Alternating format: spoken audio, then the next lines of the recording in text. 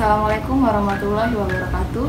Perkenalkan, nama saya Rini Atika dari Pendidikan Geografi Universitas Negeri Semarang. Dalam video ini saya akan menjelaskan tentang pembahasan soal Olimpiade Sains Nasional tingkat provinsi tahun 2018 untuk mata pelajaran geografi. Tujuan dari pembahasan soal ini adalah supaya teman-teman dapat mengerjakan soal-soal uraian Olimpiade Sains Nasional tingkat provinsi untuk mata pelajaran geografi tahun 2018. Soal nomor 1. Peta di atas merupakan peta topografi dari suatu tempat. Satuan ketinggian disebut dalam satuan meter. Jawablah pertanyaan-pertanyaan berikut ini. A. Membuat profil topografi sepanjang garis A sampai B. B. Menentukan besar interval kontur dari peta topografi di atas. C. Tentukan besar kelerengan atau slope antara titik C dan titik D. Yang pertama dalam satuan derajat dan yang kedua dalam satuan persen. Yang D. Berapakah kira-kira ketinggian titik X? Untuk menjawab pertanyaan nomor 1A, terdapat beberapa langkah. Langkah pertama yaitu kita menyiapkan peta kontur terlebih dahulu. Yang kedua, kemudian kita membuat garis dasar atau baseline atau garis horizontal dan garis vertical line. Langkah yang ketiga yaitu kita menuliskan ketinggian tempat pada garis vertikal seperti pada gambar nomor 3. Langkah yang keempat yaitu kita melipat garis profil yang memotong peta kontur yaitu garis A hingga ke B seperti pada gambar nomor 4. Langkah yang kelima yaitu setelah kita lipat peta kontur tersebut, kita dapat menaruhnya pada bagian atas dari garis vertikal dan horizontal yang telah kita buat tadi seperti pada gambar nomor 5. Langkah yang keenam, kita memindahkan titik-titik potong antara garis profil dengan peta kontur pada garis dasar seperti pada gambar nomor 6.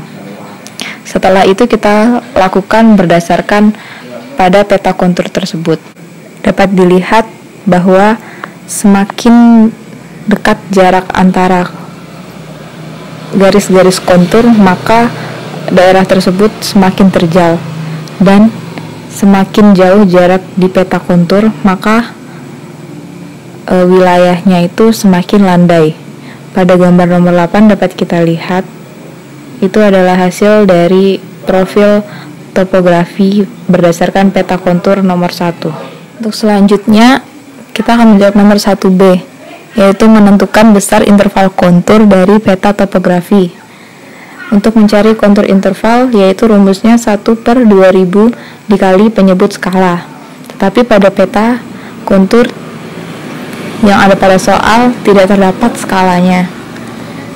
Sebenarnya untuk mencari kontur interval kita dapat lakukan dengan cara mengurangi tinggi garis kontur yang satu dengan garis kontur yang ada di dekatnya, seperti pada soal yaitu 1000 dikurangi 900, jadi kontur intervalnya adalah 100. Atau kita juga dapat menggunakannya dengan rumus yaitu 1/2000 dikali penyebut skala. Tapi jika skalanya tidak diketahui, kita juga dapat mencarinya dengan kontur interval dikali 2000. Jadi berdasarkan pada soal, untuk mencari skala yaitu dengan 100 dikali 2000 sama dengan 200.000. Jadi skalanya adalah 1/200.000. Selanjutnya yaitu soal yang C, yaitu kita mencari kemiringan lereng atau slope dalam satuan derajat dan dalam satuan persen. Dalam satuan derajat yaitu kita menggunakan rumus tan alfa sama dengan 1500 dikurangi 1000 dibagi 0,25, sehingga alfa sama dengan tan pangkat min 1 buka kurung 500/0,25, sehingga ketemu kemiringan lerengnya yaitu 89,97 derajat. Selanjutnya yaitu dalam satuan persen. Dalam satuan persen, pertama kita mencari jarak pada peta yaitu dengan rumus 1/2000 dikali beda tinggi. Sehingga 1/2000 dikali 500.000 sama dengan 0,25. Setelah kita mengetahui JP-nya, kita dapat mencari jarak sebenarnya yaitu dengan jarak pada peta dikali skala 0,25 dikali 200.000 dan ketemu hasil jarak sebenarnya adalah 50.000. Untuk mencari kemiringan lerengnya yaitu beda tinggi dibagi jarak sebenarnya dikali 100%. 10.000 per 50.000 dikali 100% sehingga kemiringan lerengnya yaitu 20%. Selanjutnya kita akan menjawab pertanyaan nomor 1D yaitu menentukan titik X. Yang pertama, kita sudah mengetahui kontur intervalnya yaitu 100 meter. Kemudian kita mencari selisih antara garis kontur X dengan garis kontur yang ada di dekatnya yaitu garis kontur dengan ketinggian 1500 adalah satu garis. Kemudian kontur interval dikali selisih garis kontur sama dengan 100 dikali 1 sehingga hasilnya adalah 100 meter. Kemudian kita mencari tinggi titik X yaitu dengan cara 1500 ditambah 100 sama dengan 1600 meter. Jadi ketinggian titik X adalah 1600 meter. Selanjutnya, untuk soal nomor 2, yaitu rencana tata ruang kota atau wilayah disusun melalui proses perencanaan yang sistematis dan diharapkan menghasilkan produk dokumen rencana yang dapat dijadikan pedoman bagi pembangunan sesuai tingkatannya. Yang A, jelaskan tahapan umum proses perencanaan tata ruang. B, secara garis besar, sebutkan apa saja yang seharusnya isi dari dokumen rencana tata ruang tersebut. Setelah kita mengetahui apa itu rencana tata ruang kota atau wilayah, maka kita dapat menjawab pertanyaan nomor 2 bagian A, yaitu jelaskan tahapan umum proses perencanaan tata ruang. Di sini terdapat beberapa tabel. Dalam tabel tersebut menunjukkan beberapa tahap dalam perencanaan tata ruang. Tahap pertama yaitu tahap persiapan. Tahap persiapan ini terdiri dari beberapa langkah, yaitu persiapan awal, kajian awal data sekunder, persiapan teknis, dan pemberitaan penyusunan rencana tata ruang wilayah kota. Yang kedua yaitu pengumpulan data dan informasi. Pengumpulan data dan informasi ini dapat berupa data primer maupun data sekunder. Yang ketiga, analisis. Dalam tahap analisis, terdapat beberapa aspek yang perlu dianalisis, yaitu yang berkaitan dengan potensi, peluang, hambatan, kecenderungan, tantangan, dan masalah. Selanjutnya kita ke tahap yang keempat, yaitu perumusan konsep rencana tata ruang wilayah kota. Pada tahap 4 ini terdapat 2 tahapan, yaitu konsep pengembangan, kemudian rencana. Pada konsep pengembangan, kita mengembangkan beberapa alternatif konsep. Kemudian alternatif konsep tersebut dinilai oleh masyarakat terkait dengan kebijakan dan strategi penataan ruang maupun rumusan rencana tata ruang wilayah kota tersebut. Sehingga nanti konsep yang terpilih akan dijadikan rencana dari rencana tata ruang kota tersebut. Setelah itu, menuju ke tahapan yang kelima, yaitu penyusunan raperda, penyusunan naskah rancangan peraturan daerah atau raperda tentang rencana tata ruang wilayah kota. Di sini masyarakat dapat berperan sebagai penyampaian keberatan ataupun sanggahan terhadap konsep rencana tata ruang wilayah kota dan raperda rencana tata ruang wilayah kota tersebut. Setelah disetujui, kemudian kepada tahap penetapan, yaitu yang pertama persetujuan substansi dan yang kedua proses pengesahan rencana tata ruang wilayah kota atau yang diatur dalam ketentuan peraturan perundang-undangan terkait lainnya. Setelah itu, kita dapat menjawab pertanyaan nomor 2B, yaitu sebutkan apa saja yang seharusnya isi dari dokumen rencana tata ruang tersebut. Isi dari dokumen rencana tata ruang terdapat 7 bab.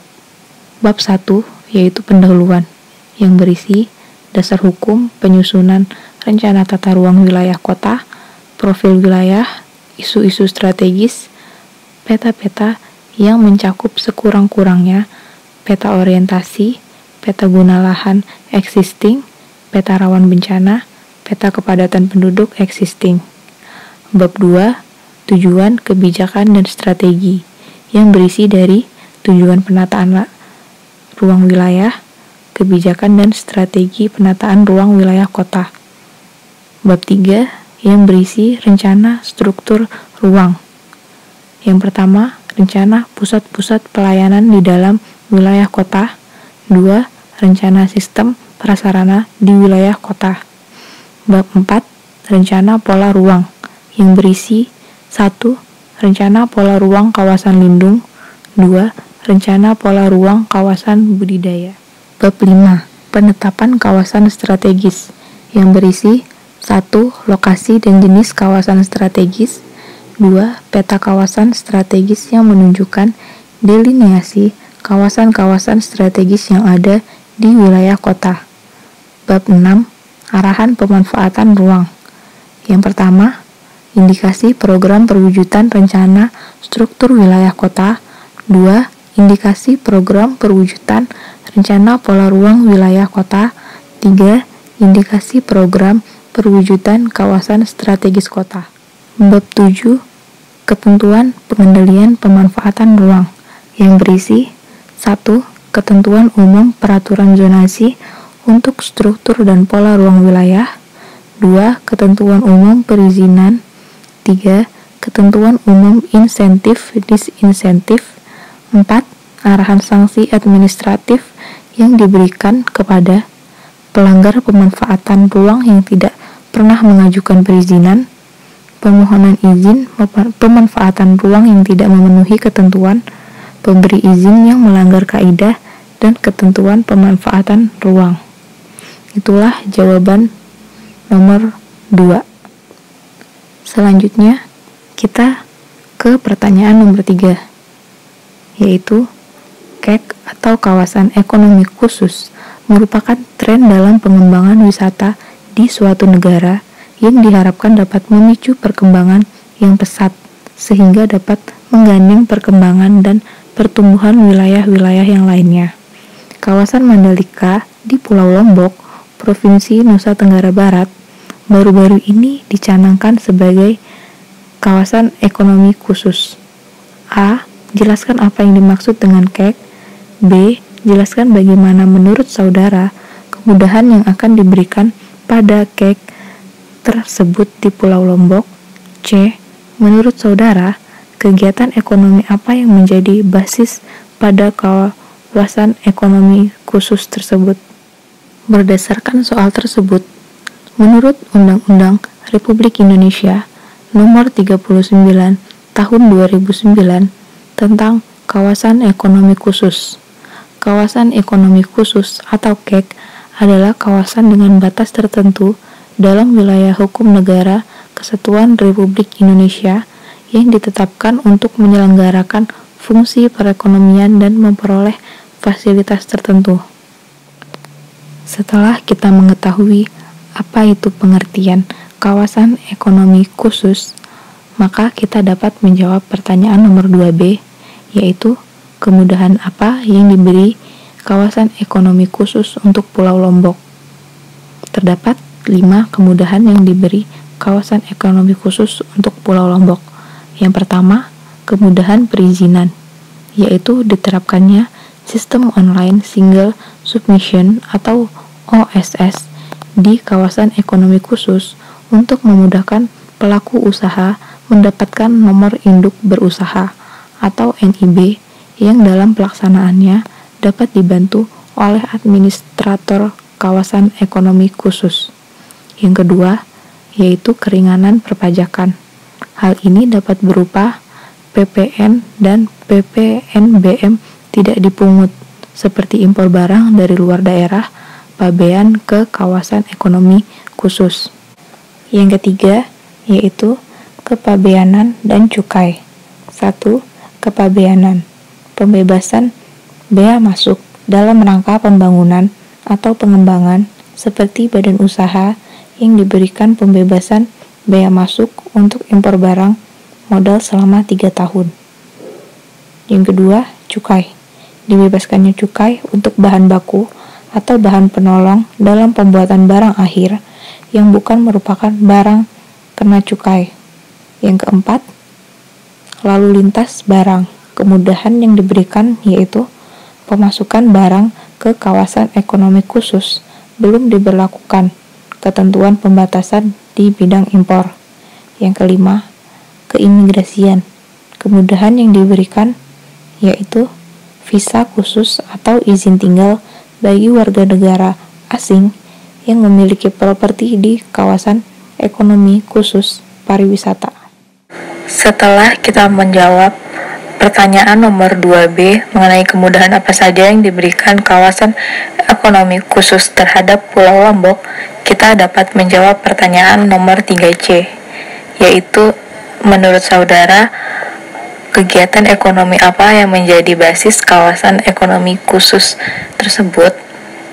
Jadi, jawaban nomor 3 yaitu menurut pendapat kita sendiri.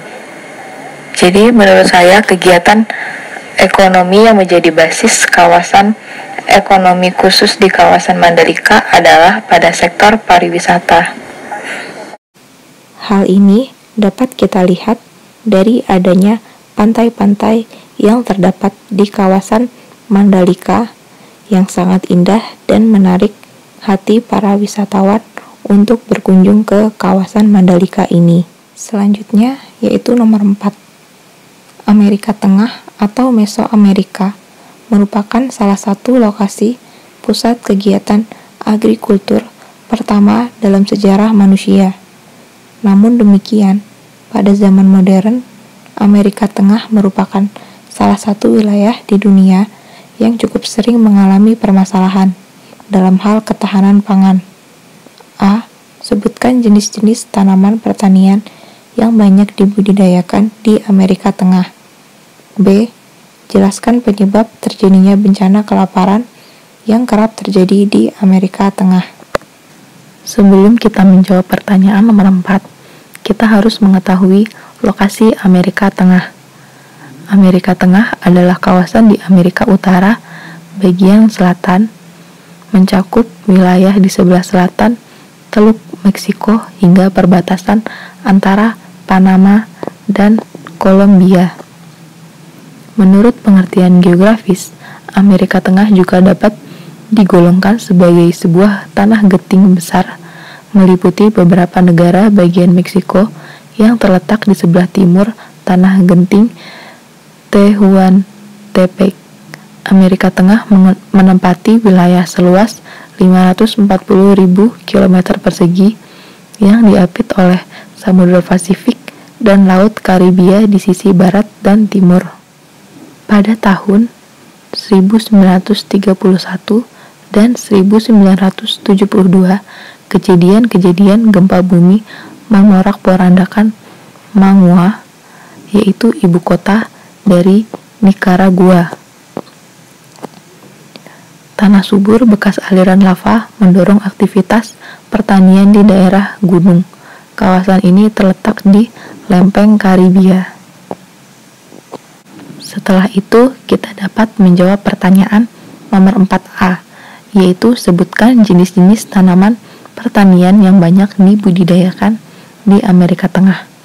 Di Amerika Tengah, terdapat beberapa tanaman pertanian yang dapat dibudidayakan, yaitu palawija, kopi, pisang, kapas, dan tebu. Itulah beberapa tanaman pertanian yang dominan di Amerika Tengah. Selanjutnya kita akan menjawab pertanyaan nomor 4B, yaitu jelaskan penyebab terjadinya bencana kelaparan yang kerap terjadi di Amerika Tengah. Jawabannya adalah penyebab dari bencana kelaparan yang terjadi di Amerika Tengah yaitu dikarenakan terjadinya El Nino atau pemanasan periodik di kawasan khatulistiwa Samudra Pasifik. Adanya El Nino ini menyebabkan terjadinya kekeringan. Dalam masa kekeringan, terdapat penampungan air seperti sumur, waduk, dan dam serta saluran air dan irigasi mengering.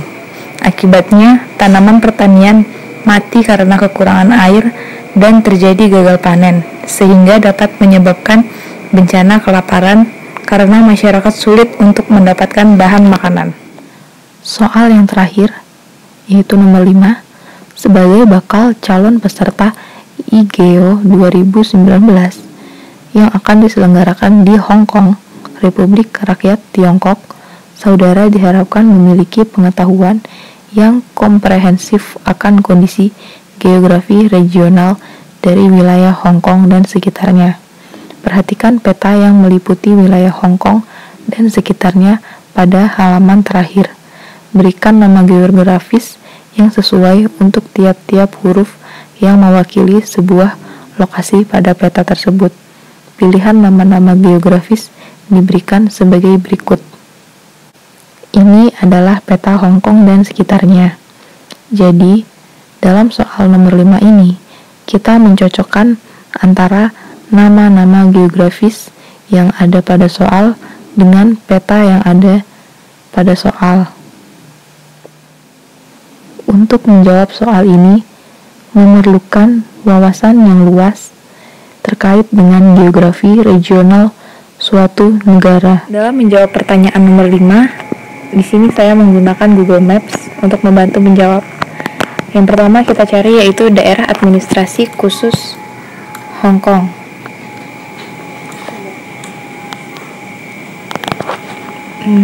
Wilayahnya terdapat di sini dan pada soal ditunjukkan pada huruf C. Berarti daerah administrasi khusus Hong Kong dilambangkan dengan huruf C. Yang kedua yaitu Pulau Lantau atau Lantau Island yang lokasinya berada pada peta. Pada soal dilambangkan oleh huruf J. Yang ketiga yaitu Shenzhen Sub-Provincial City atau kota subprovinsi Shenzhen. Pada peta di soal dilambangkan oleh huruf H. Yang keempat yaitu Sungai Zhujiang atau Zhujiang River. Pada soal dilambangkan huruf E dan letaknya di sini. Yang kelima yaitu Dongguan Prefektur City atau kota prefektur Dongguan yang terletak di sini dan pada peta di soal dilambangkan oleh huruf I. Yang keenam yaitu Guangzhou Subprovincial City atau kota subprovinsi Guangzhou yang terletak di sini dan pada peta di soal ditunjukkan oleh huruf A. Yang ketujuh yaitu Zhongshan Prefecture City atau kota prefektur Zhongshan yang dapat kita lihat letaknya di sini dan pada peta di soal dilambangkan oleh huruf D. Yang kedelapan yaitu Xizang River atau Sungai Xizang yang terletak di sini dan pada peta di soal termasuk di huruf G. Yang kesembilan yaitu Huangmao River yang berlokasi di sekitar daerah ini dan pada peta di soal dilambangkan oleh huruf F. Yang terakhir nomor 10 yaitu daerah administrasi khusus Makau yang berada di sini dan pada peta di soal dilambangkan oleh huruf B. Itulah beberapa pembahasan dalam menjawab soal Olimpiade Sains Nasional tingkat provinsi tahun 2018 untuk mata pelajaran geografi. Semoga dengan adanya pembahasan soal tersebut dapat membantu dan bermanfaat bagi kita semua. Sekian penjelasan dari saya, kurang lebihnya mohon maaf. Wassalamualaikum warahmatullahi wabarakatuh.